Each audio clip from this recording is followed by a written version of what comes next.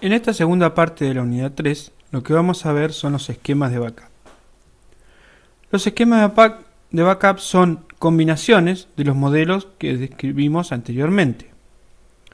En algunos casos, para obtener el mejor resguardo y la mayor tolerancia a fallos, llegan a combinarse esquemas de backups aumentando la complejidad del proceso. Esto nos lleva a dividirlo en esquemas simples y en esquemas complejos. Un esquema simple es aquel que combina dos o más modelos de backup. Y un esquema complejo es aquel que combina un esquema simple con modelos de backup o dos o más esquemas simples. Esquemas simples: un backup total inicial y luego backups diferenciales. Para ello debe establecerse un ciclo de ejecución, como les explicaba en la clase anterior, a fin de garantizar la periodicidad del backup total y la eliminación de diferenciales antiguos, evitando la acumulación de estos backups, lo que requeriría gran capacidad de almacenamiento para ellos. Con esto queremos decir que depende de la velocidad de modificación de la información y de la criticidad de la misma y de los puntos de restauración que nosotros tengamos, podemos establecer los ciclos de diferentes envergaduras, es decir, siempre debemos establecer un ciclo. Cada cuánto se va a hacer un backup total y cada cuánto se va a hacer un backup diferencial. Cuando volvemos a hacer un backup total, antes de eliminar el viejo backup total, verificamos que el nuevo backup total esté 100% disponible, digamos, es decir, que haya sido verificado que la información estaba correcta y que se podía recuperar información de él. Estos ciclos van a depender, como les decía, de la cantidad de información y de la velocidad en que cambia. Si tenemos grandes bases de datos que son actualizadas constantemente, tal vez requeramos backups totales una vez al día y diferenciales cada una hora o cada media hora, y en otros casos tal vez requiera un backup total una vez por semana y backup diferenciales una vez por día, ya sea de archivos, base de datos o lo que fuese. El segundo esquema es muy similar, es un backup total inicial y luego los backups incrementales. De la misma forma que el anterior, debemos establecer un ciclo de ejecución a fin de garantizar la periodicidad del backup total, es decir, garantizarnos cada cuánto tiempo se está ejecutando ese backup total, y evitar la acumulación de los backups incrementales, lo que haría un largo y tedioso proceso de restauración, ya que deben restaurarse el backup total y luego todos los incrementales. Imagínense si hacemos un ciclo de un mes, entonces todos los primeros de mes hacemos el backup total y luego todos los días hacemos un incremental. Ahora, cuando vamos por el 28 del mes se rompe el lugar de almacenamiento de los datos originales y tenemos que recuperar nuestro backup total y 27 backups incrementales, lo cual hace que ese círculo no sea beneficioso, salvo que debamos de alguna manera tener todos los puntos de restauración durante todo un mes, porque alguna normativa interna en la organización o una reglamentación del área de negocio donde está nuestra empresa requiera de eso, es decir, tener todos los puntos de restauración o todas las copias de los estados de los datos de todo un mes. Otro esquema simple es un backup total inicial y luego la replicación o sincronismo periódico de los datos. Entonces, debemos establecer un periodo correcto de réplica o sincronismo con el fin de garantizar que los datos estén lo suficientemente resguardados en destino, pero a su vez que el proceso no sature los recursos, sean disco, red, enlaces, etc. Tengo que tener en cuenta que acá el backup total inicial se realiza una única vez y luego a partir de ahí siempre vamos a tener backup periódicos de sincronismo o de actualización de datos. ¿Qué tan periódico, es decir, qué tan corto o largo es ese periodo entre un backup de sincronismo y el siguiente?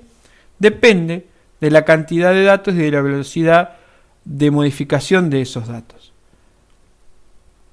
Es decir, ¿es suficiente hacer un sincronismo por día? ¿Debemos hacerlo 2 veces al día? ¿Debemos hacerlo 4 veces al día? ¿Cada 10 minutos? ¿Cada 10 segundos? ¿Sí? Depende de lo que nosotros estemos resguardando y de la criticidad de esa información, va a ser la velocidad a la cual debamos o el periodo de tiempo por el cual debamos repetir el backup de sincronismo. Esquemas complejos. Se puede combinar un esquema de réplica o sincronismo, el 3 que vimos, con un esquema diferencial o uno incremental. Estas combinaciones permiten tener disponible el último cambio y además disponer de un punto de retorno ante necesidad de restaurar hasta el momento determinado. Es decir, cuando yo tengo un sistema de réplica o sincronismo, tengo disponible inmediatamente hasta el último dato.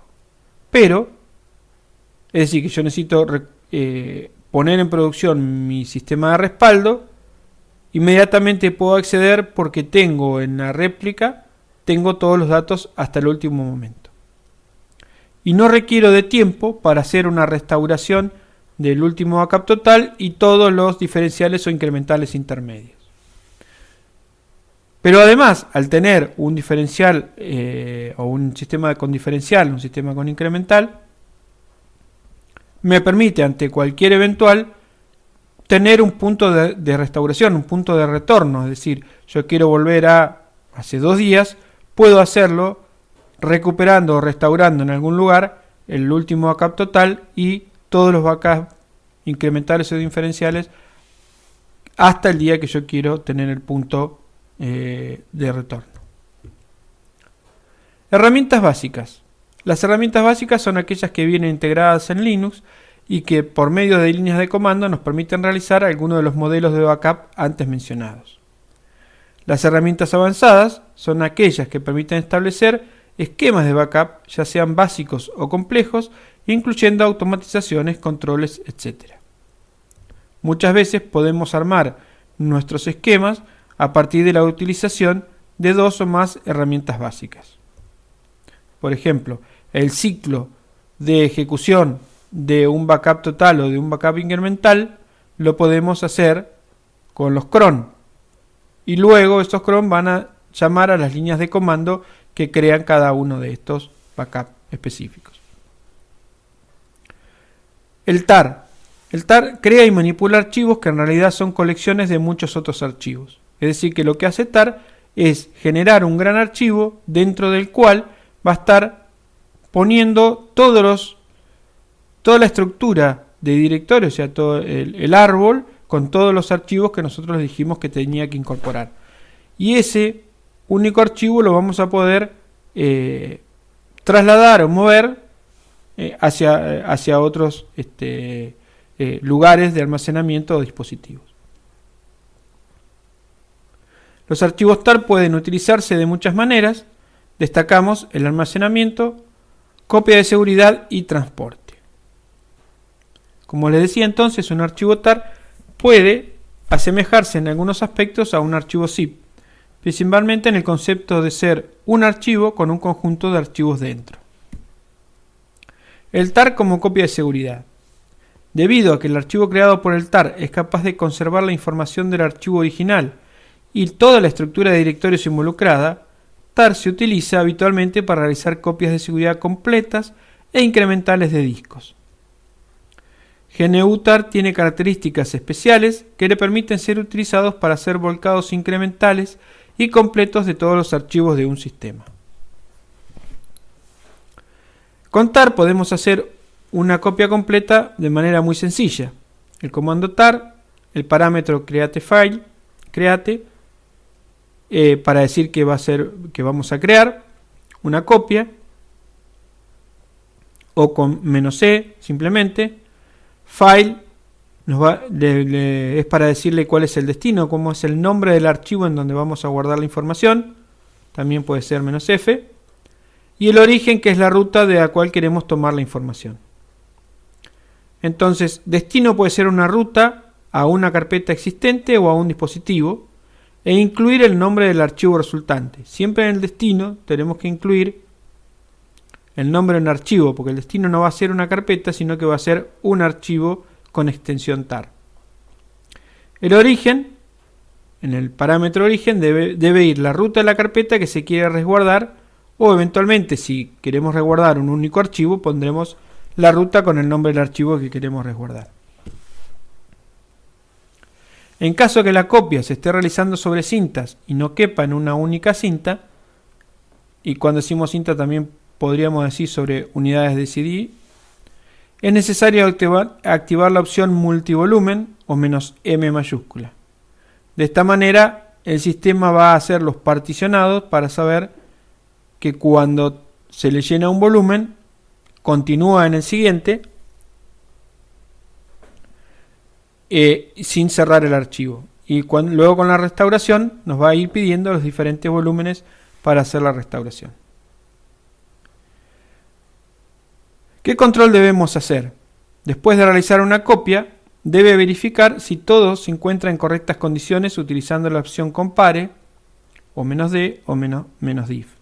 Es decir, lo que va a hacer esta opción es comparar el contenido de los archivos dentro de nuestra copia tar con el contenido de los archivos en el lugar original. De esta manera nos vamos a asegurar que la información dentro de nuestra copia de seguridad es correcta, está completa y no tiene fallas. Y en algún caso hasta podemos detectar si hubo algún cambio porque algún archivo se modificó luego de que ya habíamos hecho la copia de seguridad. Para recuperar información desde una copia de seguridad creada con tar, se debe utilizar la opción "-extract" o "-x" en su forma corta. Si no ponemos nada, simplemente va a extraer todo. Obviamente le tenemos que pasar el nombre del archivo y la carpeta de destino, pero va a extraer todo lo que hay dentro.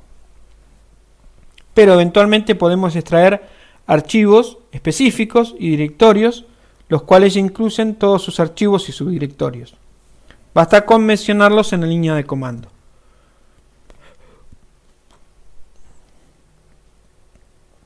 También podemos listar el contenido de un archivo tar con la opción "-list" o con "-t", que es la forma corta, para ver cuáles son los archivos presentes en un volumen de backup sin efectivamente extraerlos del mismo. Es decir, ejecutamos tar "-list para decirle que queremos listar, "-file para decirle el dispositivo o el archivo tar desde el cual queremos extraer esta información. Tenemos que tener en cuenta que tar siempre lee el contenido de la copia de seguridad de manera secuencial, lo que puede llegar a ser lento para grandes volúmenes. Si utiliza cintas, no es posible el acceso aleatorio, es decir, que no vamos a poder hacer un list de un archivo tar que está almacenado en cintas, porque luego no va a poder acceder a la posición del archivo para recuperarlo. Entonces, si lo tenemos armado en cinta, como la cinta es un medio de almacenamiento secuencial, vamos a tener que el list no va a ser posible, así que vamos a tener que hacer una restauración de la información para ver cuál es el contenido que tenía. Las copias completas solo deben realizarse cuando no hay personas o programas modificando los datos a respaldar. Es decir, no deberíamos ejecutar una copia completa en el momento en que la información se está utilizando, porque seguramente lo que vamos a hacer es bloquear una gran cantidad de recursos, sea procesador, sea acceso a disco, sea ancho de banda de red, etcétera, para realizar el respaldo de toda esta información. Si los archivos se modifican mientras tar está haciendo la copia de seguridad, estos no pueden ser almacenados adecuadamente en el archivo de salida y no podrá restaurarlos si es necesario. Es decir, que si hay usuarios que tienen archivos abiertos dentro de los cuales nosotros queremos hacer una copia de seguridad, TAR no los va a poder incluir porque van a estar tomadas por esos usuarios y luego entonces no van a estar incorporados dentro de esa copia de seguridad y no van a poder ser restaurados si los requerimos. Por eso es importante ejecutar TAR en momentos en que esté menos ocioso posible el dispositivo o el espacio de almacenamiento o el árbol de directorio que queremos resguardar. Considerando que pueden existir múltiples sistemas de archivos montados a lo largo de una jerarquía de directorios, es decir, ya vimos que podemos con mount incluir particiones completas, locales o remotas, dentro de una estructura de directorio. Cuando hacemos la copia con TAR, tenemos que tener en cuenta qué queremos hacer, si que siga toda esta ruta de directorio o que solo se quede con la estructura del sistema que está físicamente en ese disco. Entonces, si desea crear copias de seguridad de cada sistema de archivo por separado, se debe utilizar la opción One File System. Es decir, que de esta manera TAR no va a cruzar los límites, entre comillas, del sistema de archivo inicial al resguardar los subdirectorios, generando la posibilidad de que el total no entra en el volumen donde se quieren realizar el backup. Imagínense que nosotros tenemos montado un archivo donde una estructura de directorios, donde tenemos varios discos montados como subcarpetas dentro de una estructura de directorios y queremos hacer un resguardo de todo eso. Podría sumar varios terabytes que no cabrían en el lugar de backup donde los queremos resguardar. Además del tiempo, obviamente, y los recursos que va a consumir. Es por ello entonces que cuando tenemos estas estructuras, salvo que sepamos que esto no va a influir o que la cantidad de información va a ser muy poca, sería bueno no utilizar, o mejor dicho, sería bueno utilizar la opción One File System para que solo incluya los archivos y carpetas que están en el propio sistema de archivos y no en los que están adicionados. Al menos que estemos muy apurados y que confiemos en el programa TAR y en el medio de respaldo donde estamos haciendo el backup, es una buena idea utilizar siempre la opción Verify, -verify o -w mayúscula, para asegurarnos que los archivos se encuentran efectivamente en la copia de respaldo. Es decir, que una vez que termina de hacer el backup, lo que va a hacer con esta opción es leer todo el archivo TAR y compararlo con sus archivos originales para saber si todos están incorporados. Va a comparar contra la estructura de directorios que estuvo realizando el backup para ver si todos los archivos están incorporados y si alguno se modificó mientras estábamos haciendo el backup, es decir, que en ese caso no fue incorporado, o inmediatamente después de realizado el backup para saber si tiene alguna modificación.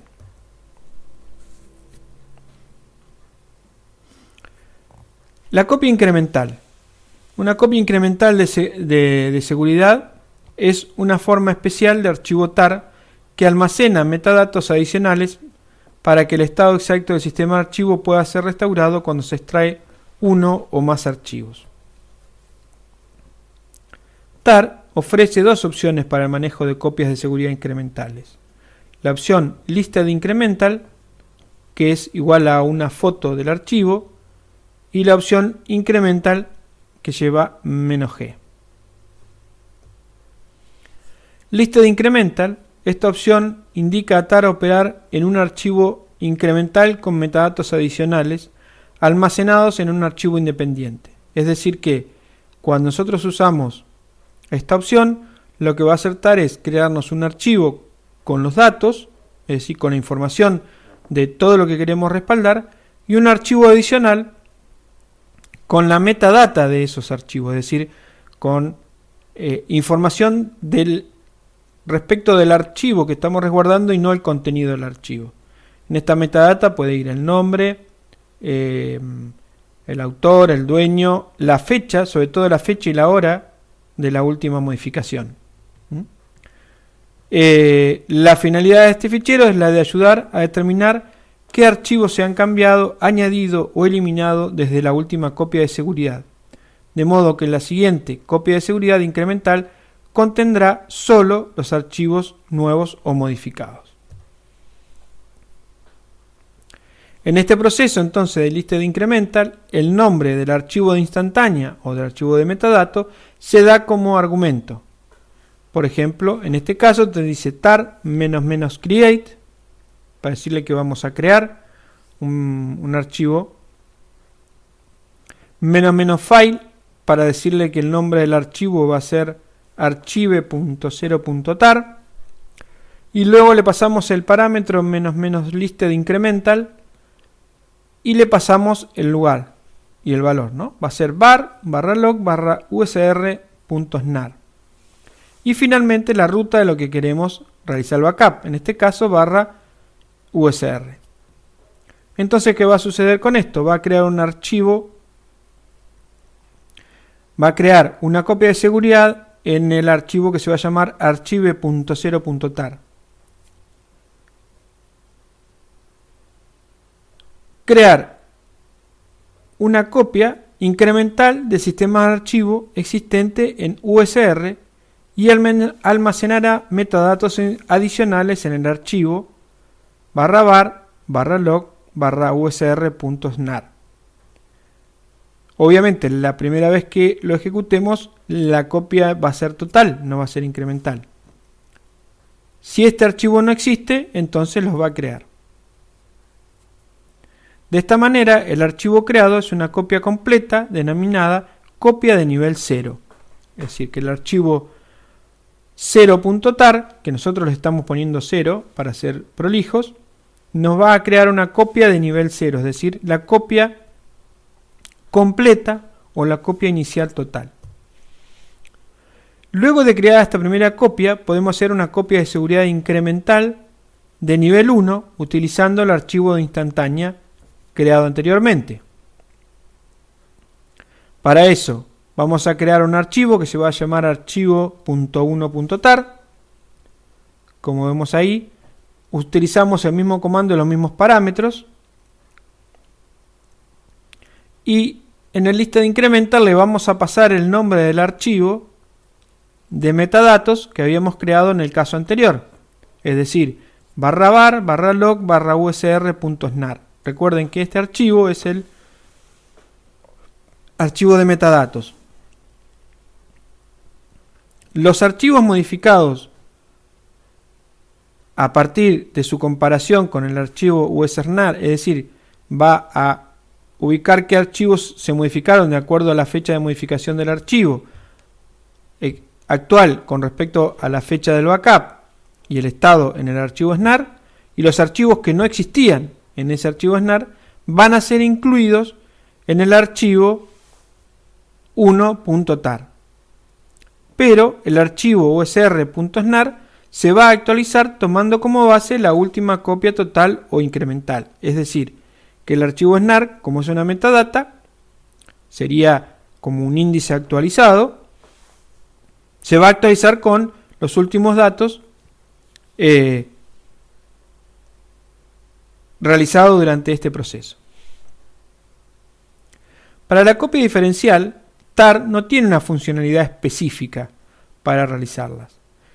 Esta funcionalidad podemos lograrla con el parámetro incremental y un poco de ingenio. Recordemos que en ambos casos, incremental y diferencial, debemos partir de una copia completa, por lo que nuestra base será la misma que para la función incremental.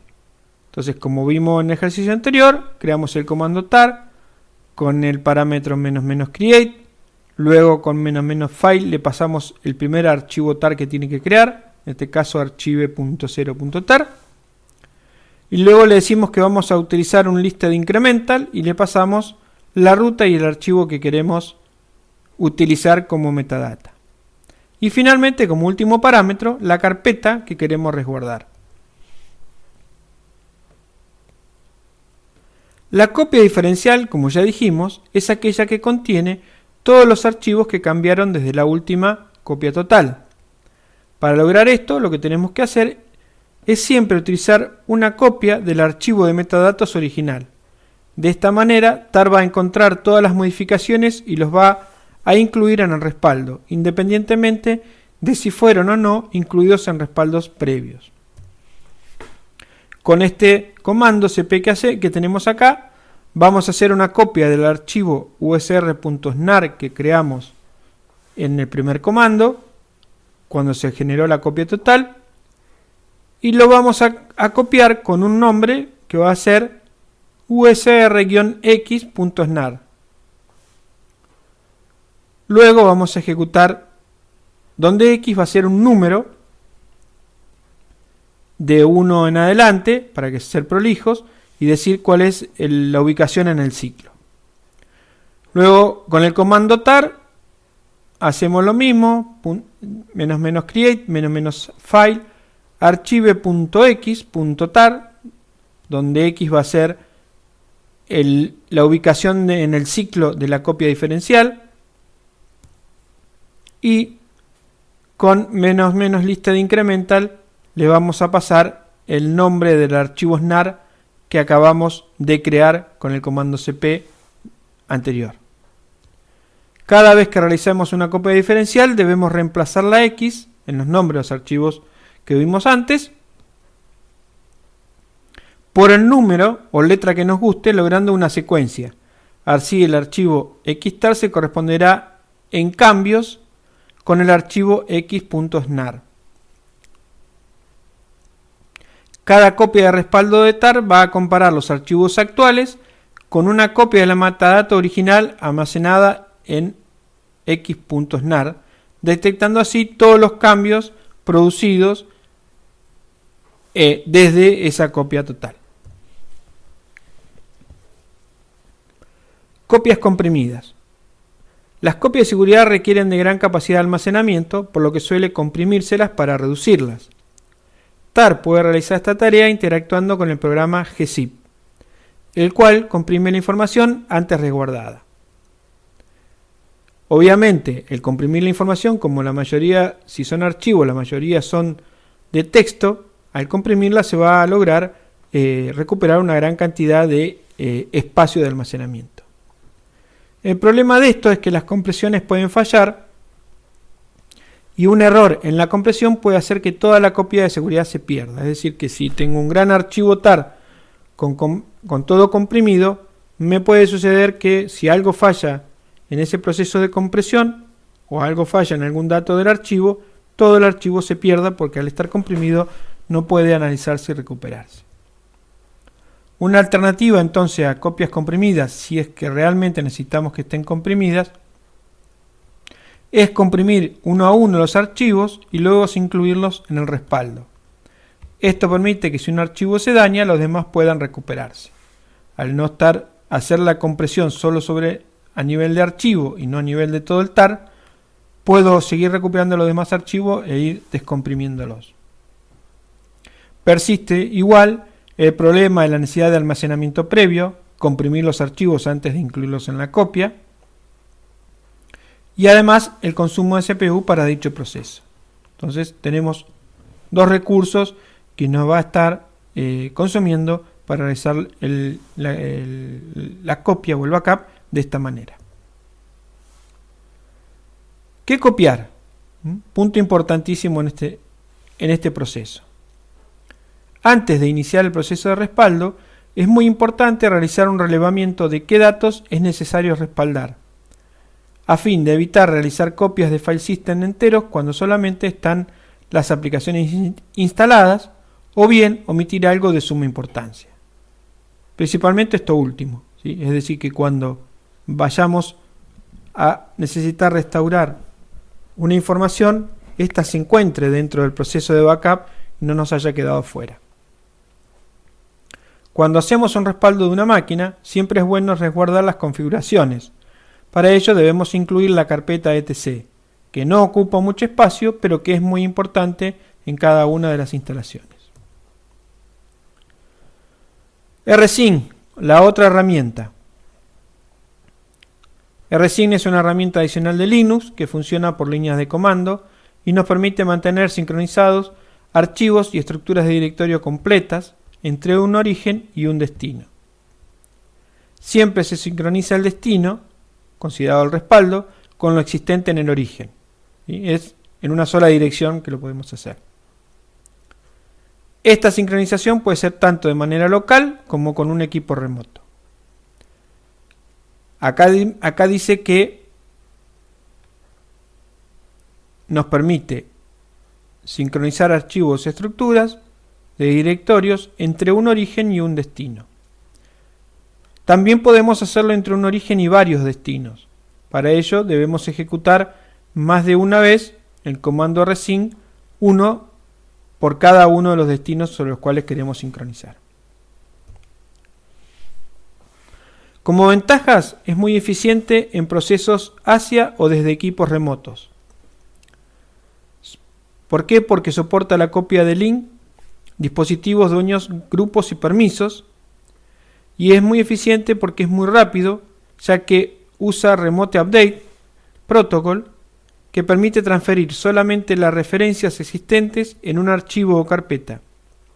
Es decir, que cuando va a hacer un backup de esto, el rsync lo único que va a cambiar es aquello que cambió dentro de el archivo, no el archivo completo, sino solamente las modificaciones.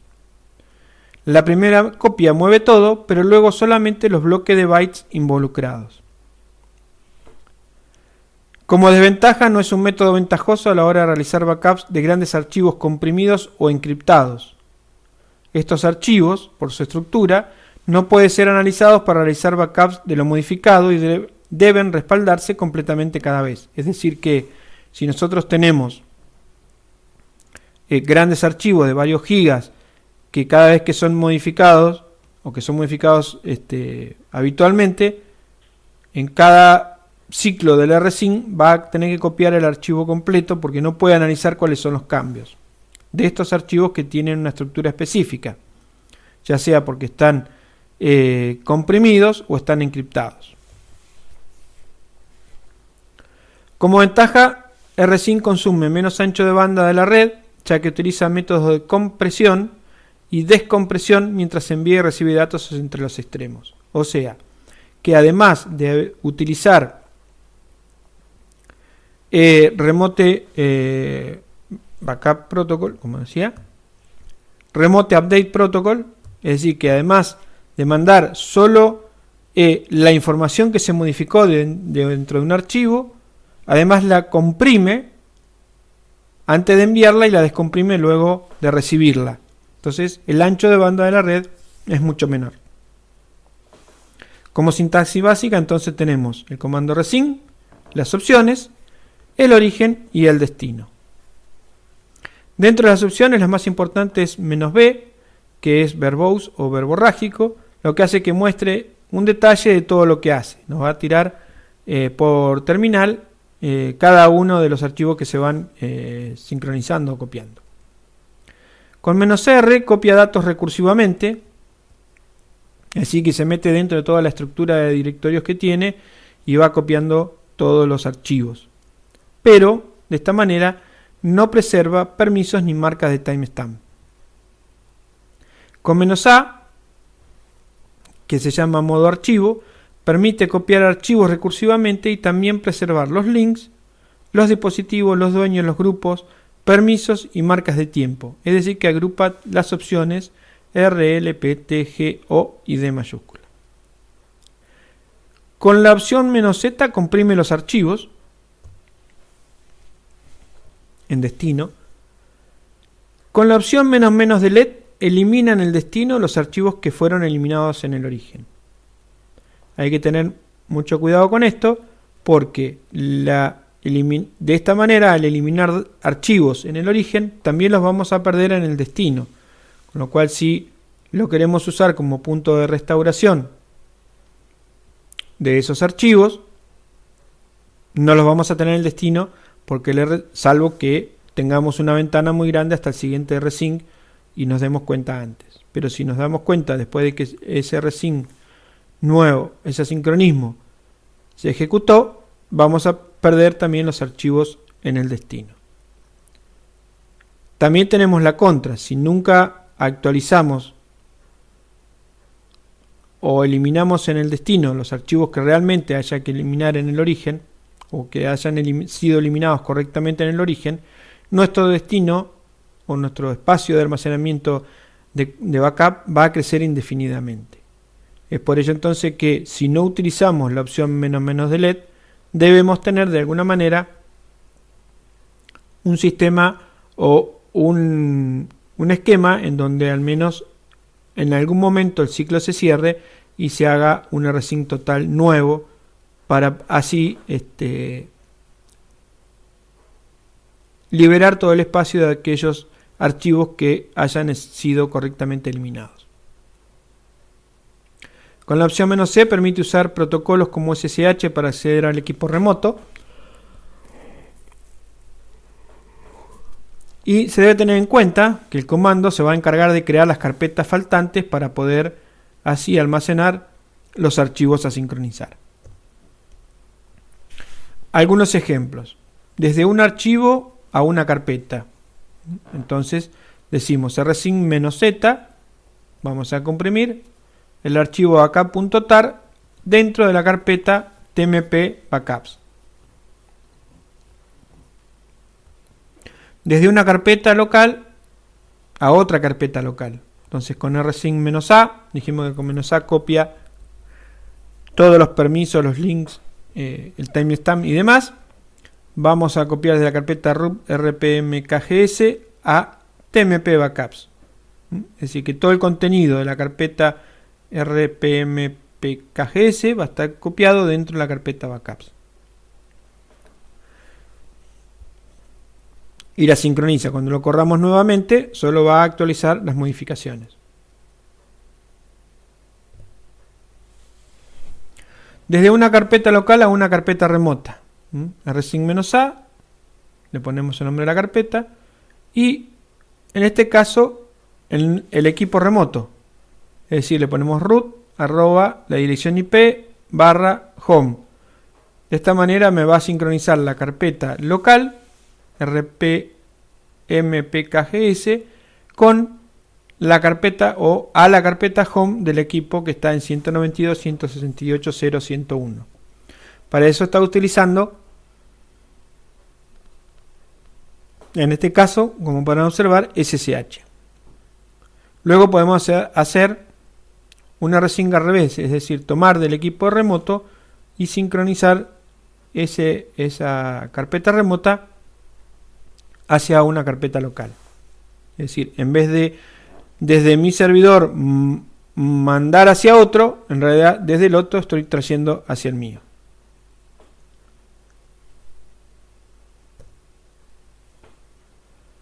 Como decíamos entonces, con "-delete" sincroniza las carpetas, sin importar si son locales o remotas, manteniéndolas iguales. Es decir, que todo lo que se haya eliminado en origen también se eliminará en destino. También tenemos una opción "-max size", que le podemos decir el tamaño, y solamente va a sincronizar archivos que contengan un tamaño menor o igual al establecido, en este caso 200K.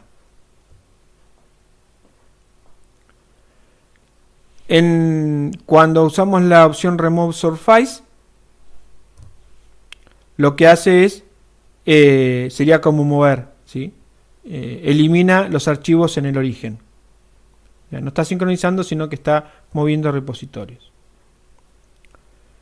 Backup PC es un software libre de respaldo disco a disco, D2D, con una interfaz web. El software es multiplataforma y puede ejecutarse en cualquier Linux, Solaris o servidor basado en Unix. No se requiere el uso de clientes, ya que el servidor es en sí mismo un cliente para múltiples protocolos que son manejados por otros servicios nativos del sistema operativo. También se puede utilizar como una solución disco a cinta, si la función de backup PC es requerida en este caso para almacenar información en cinta. Siempre realiza respaldos y restauraciones a nivel de archivos y no es adecuado para el respaldo de imágenes de disco o particiones en crudo. Soporta múltiples protocolos para conexión local y remota, NFS, SSH, Samba, RSIN4, etc. Puede respaldar sistemas tipo Unix con soporte nativo para SSH, TAR o RSIN, como Linux, BSD y Mac OS X, como también recursos compartidos Microsoft Windows con una mínima configuración. La base de backup PC es la deduplicación. Este concepto es el contrario a la duplicación. En este caso, lo esencial es evitar los datos duplicados, con lo cual se ahorra mucho espacio. Principalmente teniendo en cuenta que diferentes usuarios pueden tener copias del mismo archivo o hasta el mismo usuario podría tener varias copias. Para lograr esto, utiliza la combinación de dos técnicas, MD5 y link rígidos.